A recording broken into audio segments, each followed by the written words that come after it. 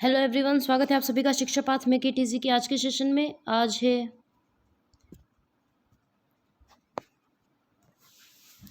मंगलवार 7 अप्रैल 2026, वैशाख कृष्ण पक्ष पंचमी, संवत 2083। आज दिवस विशेष में विश्व स्वास्थ्य दिवस मनाया जाता है। विश्व स्वास्थ्य दिवस WHO जो विश्व वर्ल्ड हेल्थ ऑर्गेनाइजेशन है, उसकी स्थापना हुई थी 7 अप्रैल 1948 को। उसी के लिए हर वर्ष विश्व स्वास्थ्य दिवस 7 अप्रैल को मनाया जाता है। 1948 में 7 अप्रैल 1948 को WHO वर्ल्ड हेल्थ ऑर्गेनाइजेशन की स्थापना हुई थी।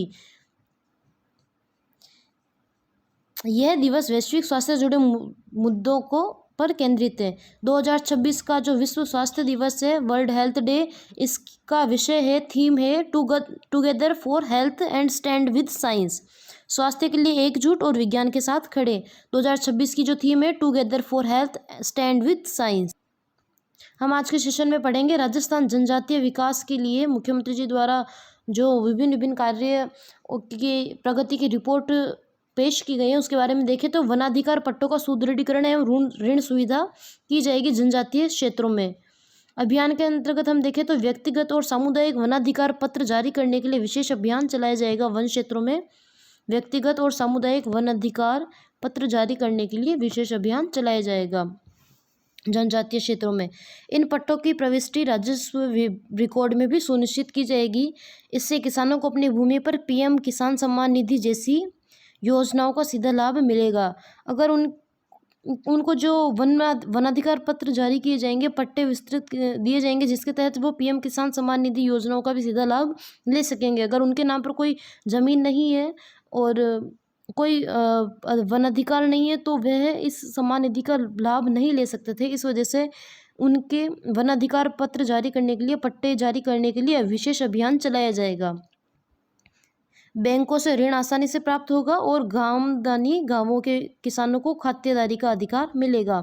मुख्य रूप से डूंगरपुर और बांसवाड़ा जिले जो हमारे जनजातीय क्षेत्रों में आते हैं, वहाँ विशेष रूप से चलाया जाएगा। राजस्थान ग्रामदान अभियान में संशोधन कर किसानों को खातेदारी के अधिकार दिए जाएंगे।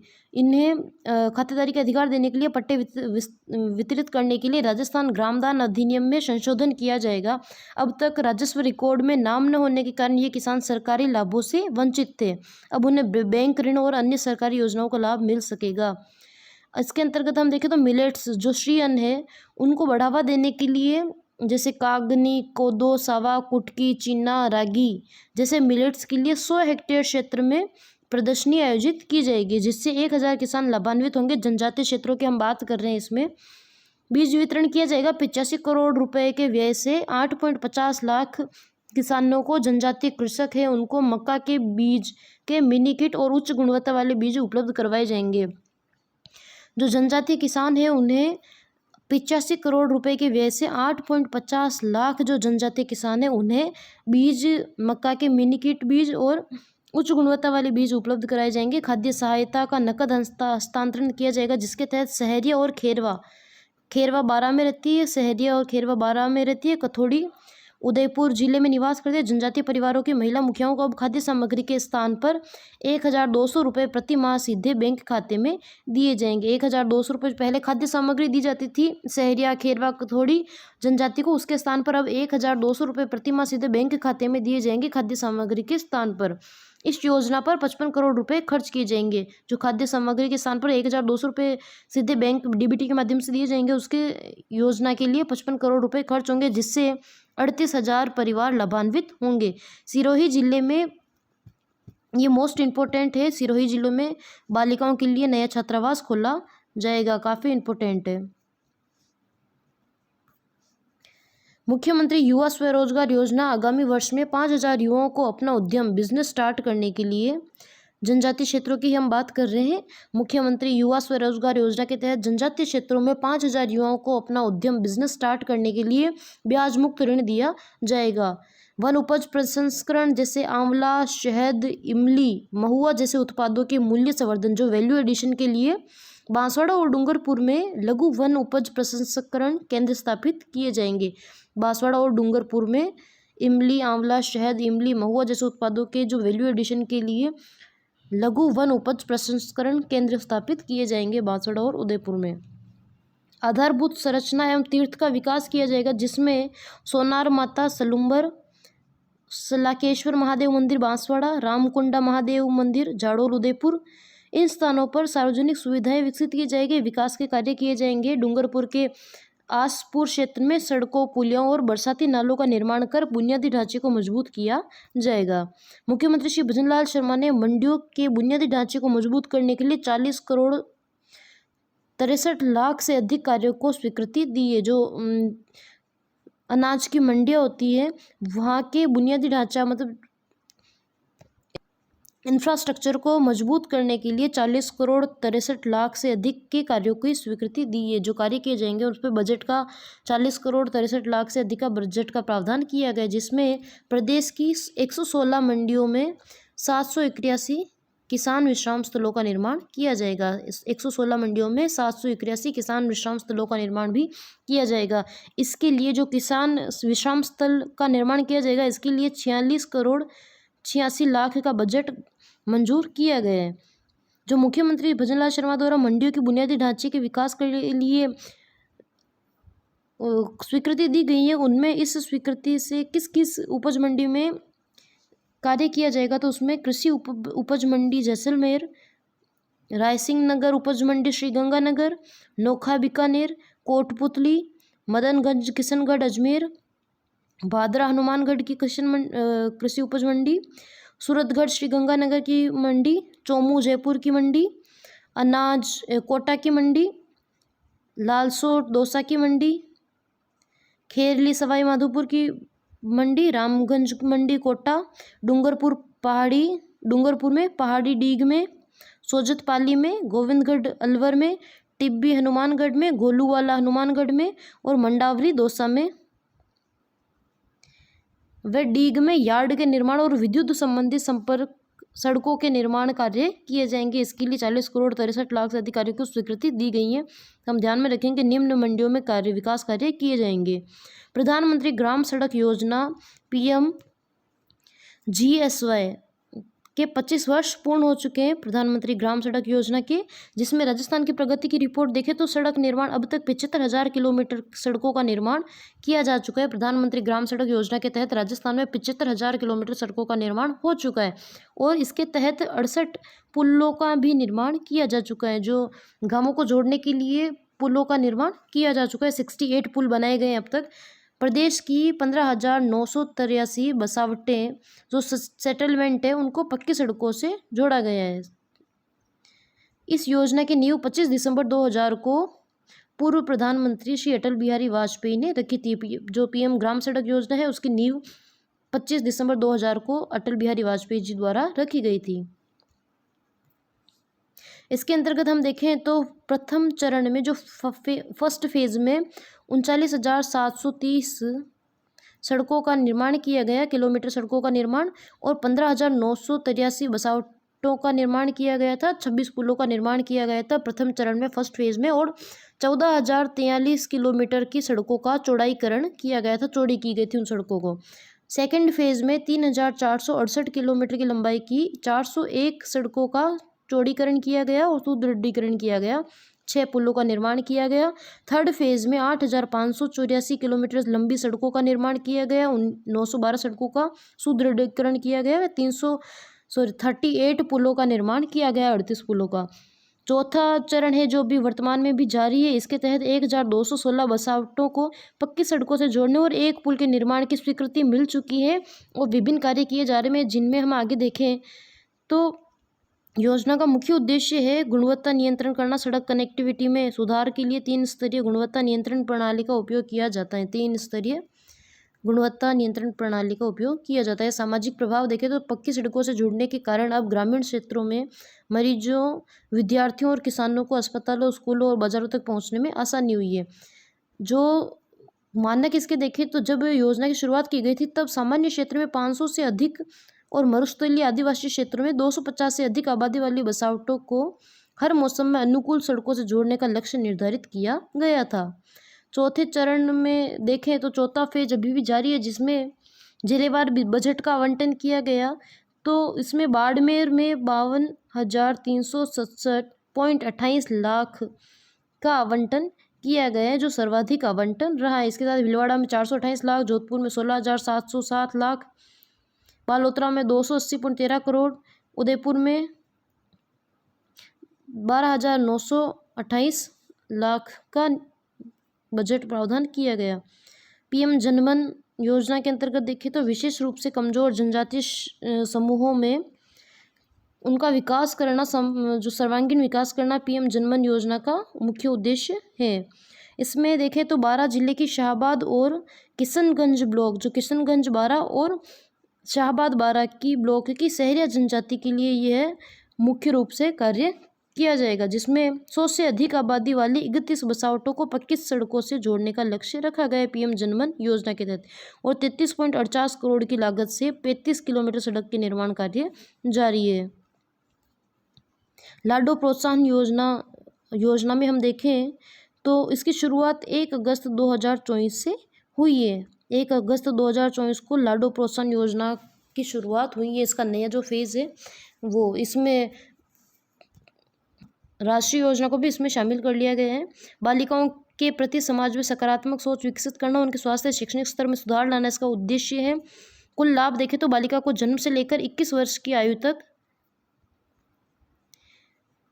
कुल 1.5 लाख रुपए आर्थिक सहायता दी जाएगी। पात्रता व शर्तें देखें तो बालिका का जन्म राजकीय चिकित्सा संस्थान या जननी सुरक्षा योजना के अधिकृत निजी संस्थान में होना अनिवार्य है।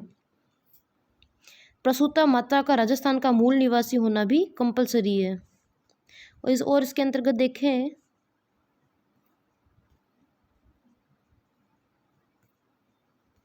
पहली किस्त बालिका का जन्म होने पर 2,500 रुपये प्रदान की जाती है।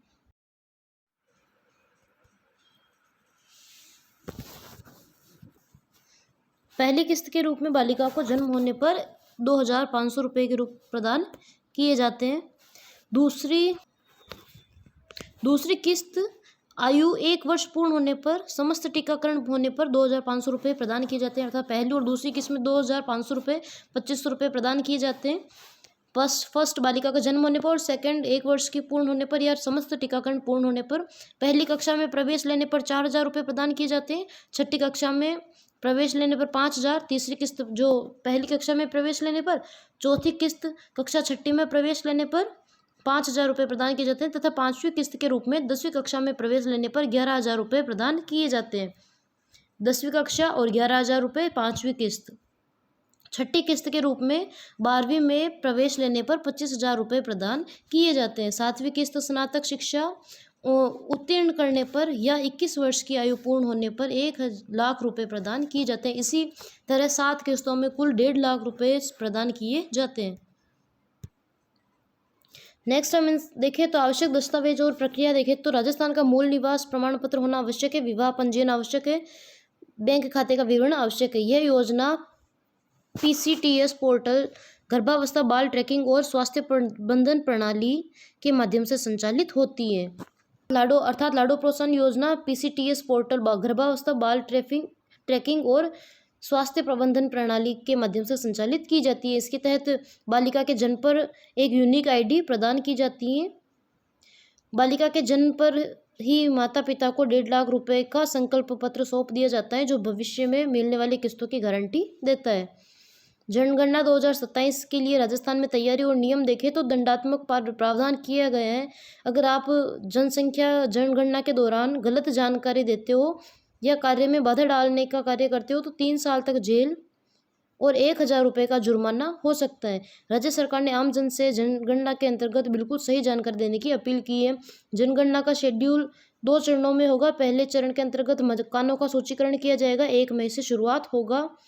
1 मई से 15 मई तक मकानों का सूचीकरण होगा। इस दौरान स्वगणना होगी। पहले दिन राज्यपाल, मुख्यमंत्री, जनप्रतिनिधियों और अधिकारियों की जानकारी भरी जाएगी। सेकंड चरण 16 मई से 14 जून तक चलेगा, जिस दौरान प्रगणक घर घर जाकर जानकारी एकत्रित करेंगे। मानव संसाधन और प्रशिक्षण के अंतर्गत देखें तो स्टाफ करीब 1,80,00,000 प्रगणक सुपरवाइजर तैनात किए जाएंगे, जिनमें 10% कर्मचारी रिजर्व रखे जाएंगे। 103 मास्टर ट्रेनर तैयार किए जाएंगे और ये मास्टर ट्रेनर का लगभग 2500 फील्ड ट्रेनरों को प्रशिक्षित करेंगे। अर्थात 103 मास्टर ट्रेनर तैयार किए जाएंगे, वे 2500 फील्ड ट्रेनरों को प्रशिक्षित करेंगे। आवासीय प्रशिक्षण होगा जिसका शुभारंभ मुख्य सचिव श्री श्रीनिवास द्वारा किया जाएगा। इसमें देखरेख व निम्नलिखित अधिकारी शामिल हैं, जिनमें मुख्य सचिव श्री श्रीनिवास, श्रेया गुहा, महानिदेशक OTS भवानी सिंह देथा, प्रमुख सचिव आयोजना विभाग विष्णुचरण मलिक, जनगणना निदेशक, ये इनमें शामिल है। राजस्थान के जैसलमेर में कच्चे तेल जो क्रूड ऑयल है उसके उत्पादन में ऐतिहासिक वृद्धि दर्ज की गई, जिसके बारे में हम जानकारी ले तो राजस्थान में कच्चे तेल का उत्पादन मुख्य आंकड़े 2025-26 के अंतर्गत जैसलमेर में भारी बढ़ोतरी हुई है। जैसलमेर के बाघिलावा फील्ड में तेल उत्पादन में 70% की बढ़ोतरी दर्ज की गई है, जिनमें देखें तो दैनिक उत्पादन 705 बैरल प्रतिदिन होता था, जिससे बढ़कर अब 1202 बैरल प्रतिदिन के रिकॉर्ड पर पहुंच गए हैं।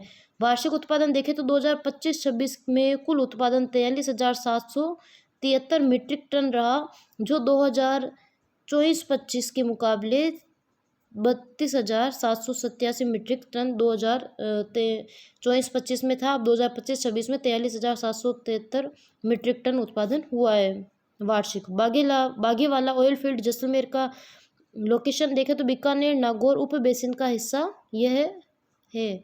बागेवाला जो जैसलमेर का ऑयल फील्ड है वह बीकानेर नागौर उप बेसिन का हिस्सा है। थार के रेगिस्तान में स्थित है। कुओं की स्थिति देखें तो इस क्षेत्र में कुल 52 कुएं हैं, जिनमें 33 में वर्तमान में चालू अर्थात उत्पादन कार्य तेल उत्पादन कार्य हो रहा है 33 में। इसी साल CSS तकनीक के माध्यम से 13 नए कुएं खोदे गए हैं। फॉर्मेशन यहाँ तेल का उत्पादन जोधपुर सैंडस्टोन फॉर्मेशन से होता है। तेल की प्रोसेसिंग और सप्लाई चेन देखें तो बागेलेवा क्षेत्र से उत्पादित कच्चे तेल को टैंकों के माध्यम से महसाणा गुजरात में तथा ONGC जो oil India natural gas and corporation है उसे पहुंचाया जाता है। वहां से इसे पाइपलाइन के जरिए इंडियन ऑयल कॉरपोरेशन को संचालित कोयली रिफाइनरी भी भेजा जाता है। इसकी ऐतिहासिक पृष्ठभूमि देखें तो इस तेल क्षेत्र की खोज 1991 में हुई थी। जो बागेलावा तेल क्षेत्र है इसकी खोज 1991 में हुई थी। यह क्षेत्र लगभग 200.26 वर्ग किलोमीटर में फैला हुआ है। ऑयल इंडिया लिमिटेड द्वारा इस 2017 से इससे कच्चे तेल का उत्पादन किया जा रहा है। जो CSS तकनीक है जिसके द्वारा इस यहाँ पर उत्पादन में बढ़ोतरी हुई है उसे समझें तो यह जो साइक्लिक स्टीम से जो सिमुलेशन है यह तकनीक भारी कच्चे तेल जो हैवी क्रूड ऑयल को निकालने की एक उन्नत विधि है। इसमें इसे पफ एंड पुश तकनीक का नाम भी दिया जाता है। CSS तकनीक कैसे काम करती है तो जो भारी तेल बहुत गाढ़ा होता है जो सामान्य रूप से बहकर ऊपर नहीं आता है, CSS तकनीक से इसे गर्म कर पतला बनाया जाता है। इंजेक्शन किया जाता है, पफ किया जाता है। सबसे पहले कुएं के अंदर बहुत ही उच्च तापमान वाली भाप स्टीम भेजी जाती है। यह भाप कई दिनों या हफ्तों तक भेजी जाती है ताकि आसपास का भारी तेल गर्म हो सके। फिर सोख किया जाता है, इसे सोखा जाता है। भाप भेजने के बाद कुएं को कुछ समय के लिए बंद कर दिया जाता है। इस दौरान गर्मी चट्टानों और तेल में फैलती है जिससे तेल की चिपचिपाहट कम हो जाती है और वह पानी की तरह पतला होने लगता है। फिर उत्पादन किया जाता है, पुश किया जाता है, उसका प्रोडक्शन किया जाता है। अंत में तेल के कुएं को खोला जाता है और पतला हुआ तेल पंप के जरिए सतहों पर आसानी से निकाल लिया जाता है। जब तेल निकलना कम हो जाता है तो यह पूरी प्रक्रिया फिर से दोहराई जाती है। इसे ही CSS तकनीक कहा जाता है जिसके तहत बागेवाला जैसलमेर में उत्पादन बढ़ा है। भारतीय नौसेना इंडियन नेवी में लेफ्टिनेंट अंशु राठौड़ का जो लाडुनु के बिठूड़ा की रहने वाली है उनका रविवार को गुजरात में जामनगर में एक सड़क हादसे में दुखद निधन हो गए। वह अपने क्षेत्र जो नागौर की फर्स्ट महिला नौसेना अधिकारी थी।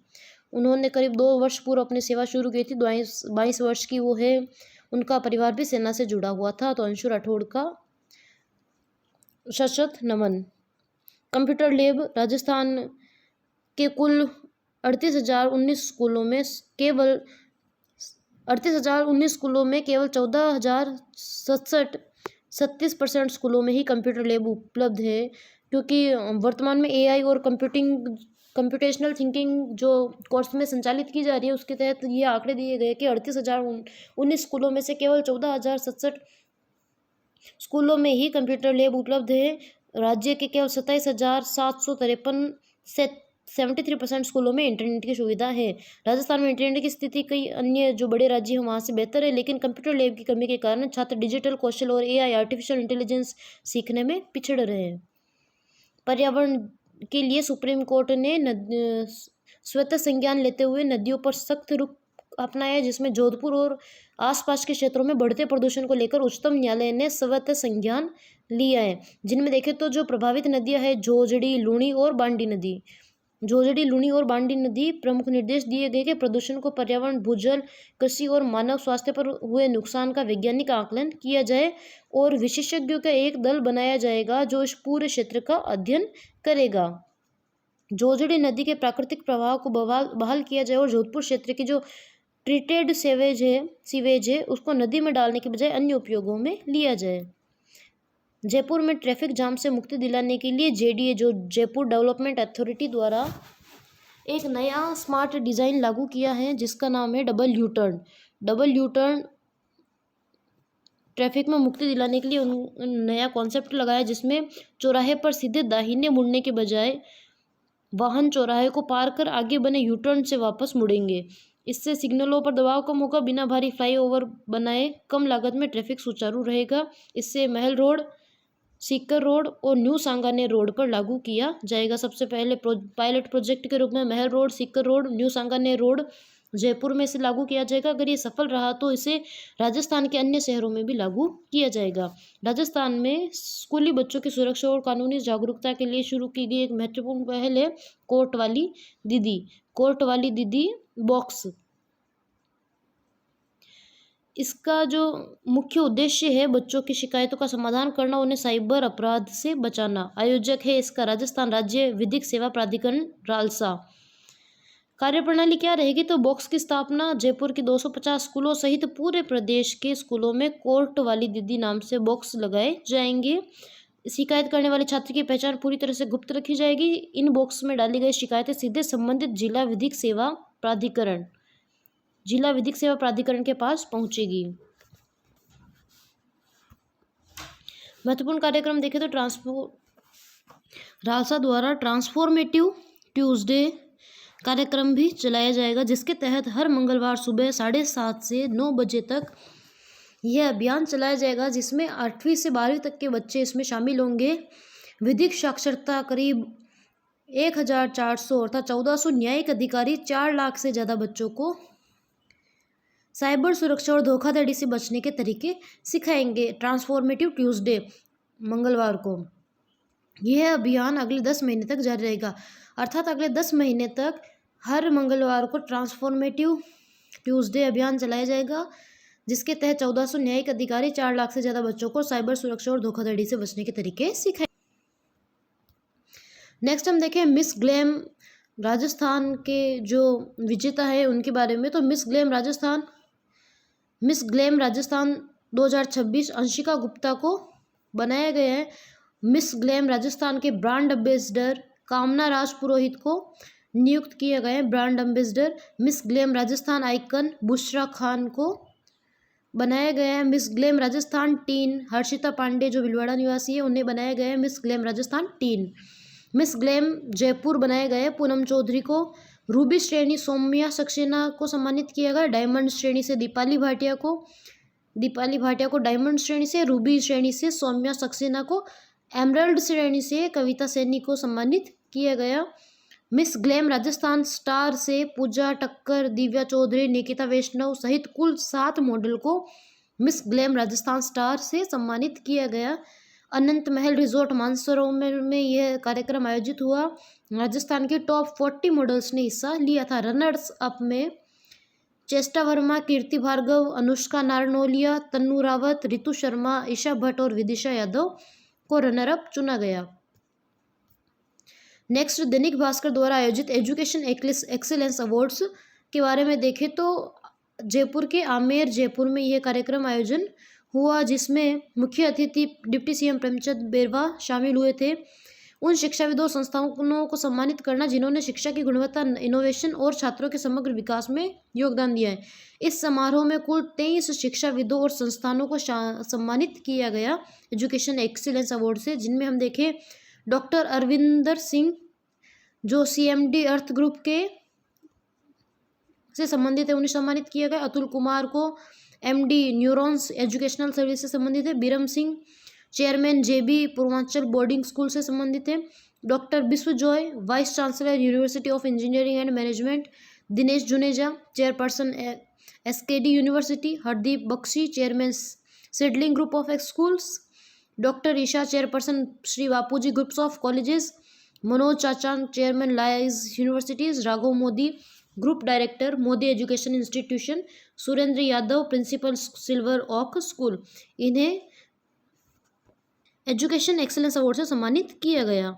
राजस्थान शिरोमणि सम्मान 2026 से जो प्रोफेसर ललित कुमार चतुर्वेदी विचार मंच द्वारा ये अवार्ड प्रदान किया गया। राजस्थान शिरोमणि सम्मान 2026 जयपुर में जवाहर नगर स्थित ये कार्यक्रम आयोजन हुआ, जिसमें 12 हस्तियों, जो राजस्थान की 12 हस्तियां, उन्हें उत्कृष्ट कार्यों के लिए सम्मानित किया गया, जिनमें अवनी लेखरा, उस्ताद अनवर खान मांगणियार, मनीष शर्मा जो मीडिया से संबंधित है, विजय सरदाना चिकित्सा से संबंधित है, विजय सरदाना, पंडित राजकुमार शर्मा अध्यात्म से संबंधित है, अनिल कोठारी को लाइफ टाइम अचीवमेंट अवार्ड से सम्मानित किया गया, कमलेश शर्मा जो व्यावसायिक है उन्हें भी राजस्थान शिरोमणि सम्मान से सम्मानित किया गया, भारत सिंह राजपुरोहित गौ सेवा से संबंधित है, उन्हें भी सम्मानित किया गया। अन्य सम्मानित में पंडित रामकिशन, प्रदीप कुमावत, ललित के पवार और पूनम कुलरिया भी इनमें शामिल है।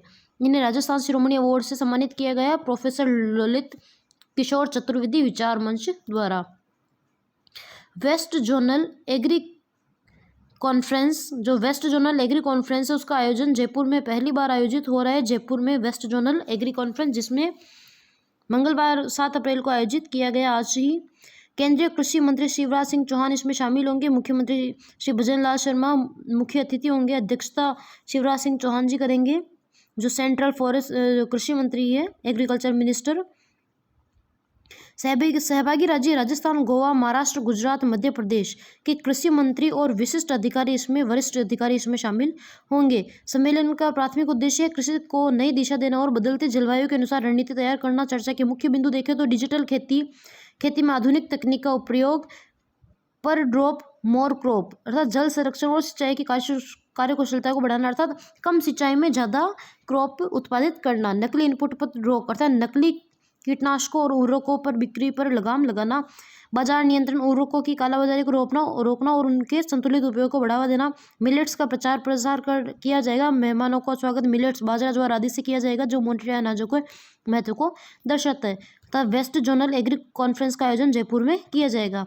5वीं summer mister Rajasthan body building championship का आयोजन बीकानेर में हुआ। 5वीं summer mister Rajasthan body building championship आयोजक है Rajasthan state body building association, जिसके अध्यक्ष है Naveen Yadav. Champions of champions, इसके तहत champions of champions overall winner बनाया गया अरशान खान, जो जोधपुर के निवासी है। रनर रहे हैं प्रवीण कुमार, जयपुर के निवासी है। बेस्ट पोजर है सोनू यादव, बीकानेर के निवासी हैं। मेंस फिजिक में रहे हैं निहाल मेहरा, जोधपुर के निवासी है। वुमेन फिटनेस फिजिक में रही है ऋतिका मोदी, जो बीकानेर से है। इसके अलावा विभिन्न किग्रा वर्ग, जो भार वर्ग में विजेता रहे, उनमें 55 किग्रा भार में आकाश खोखा, 60 किग्रा वर्ग में निहाल मेहरा, 65 किग्रा वर्ग में मुरली भार्गव, 70 में देवेंद्र धाकड़, 75 में प्रवीण कुमार, 80 में जितेंद्र सिंह, 85 में सोनू यादव और 85+ में अरशान खान, जो ओवरऑल चैंपियन भी रहे।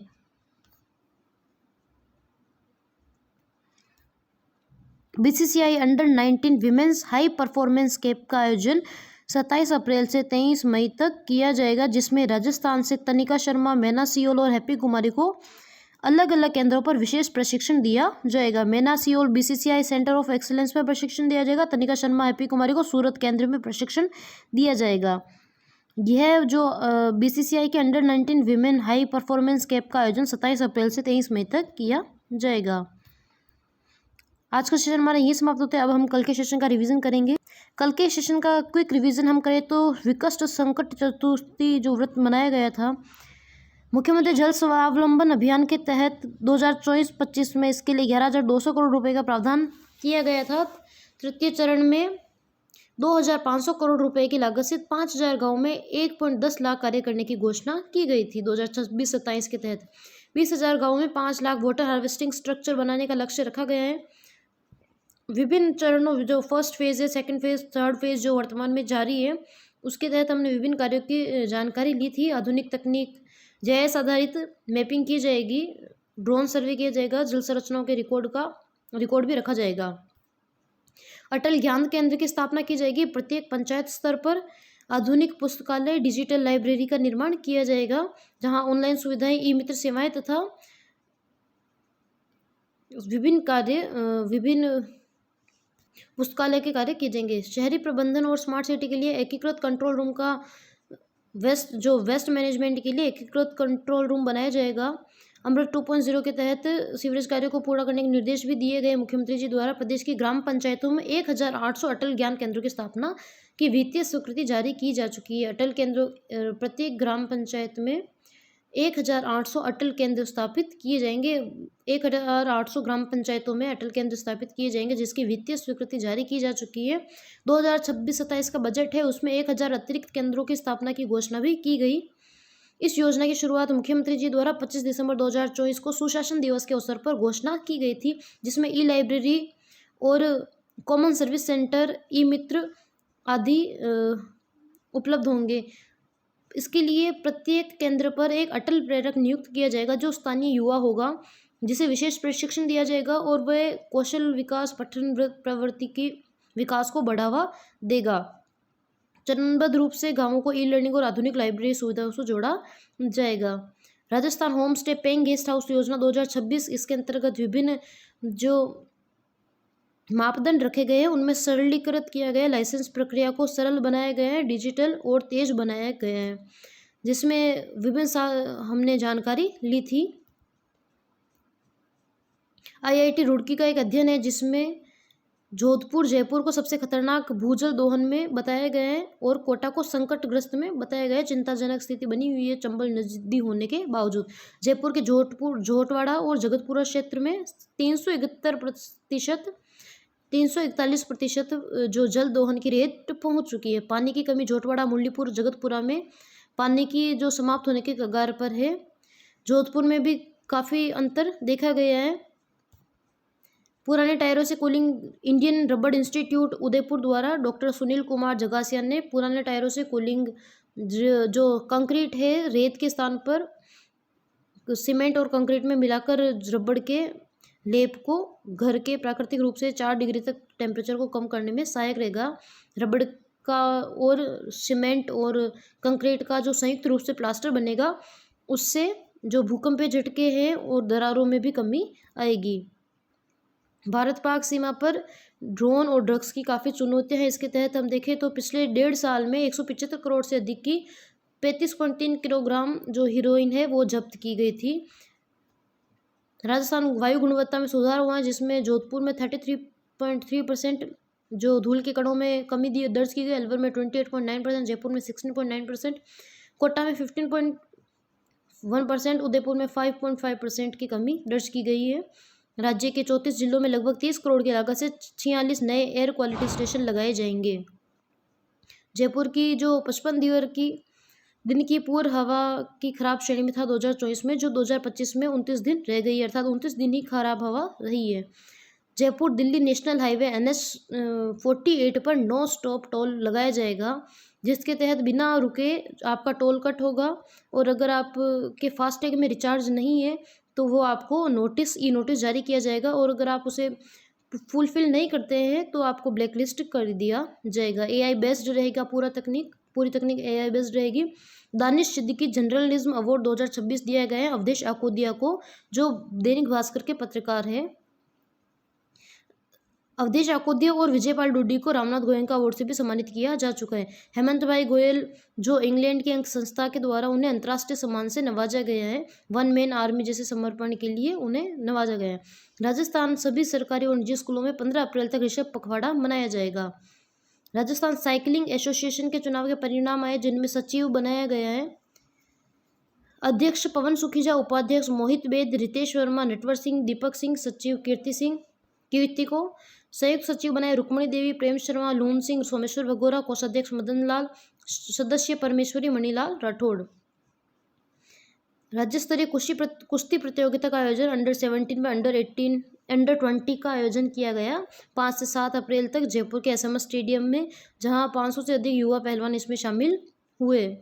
मारवाड़ महासम्मेलन का आयोजन रामदेवरा जैसलमेर में किया गया। सामाजिक एकता का संदेश दिया गया। भीलवाड़ा में नए कोर्ट का भूमि पूजन किया गया था।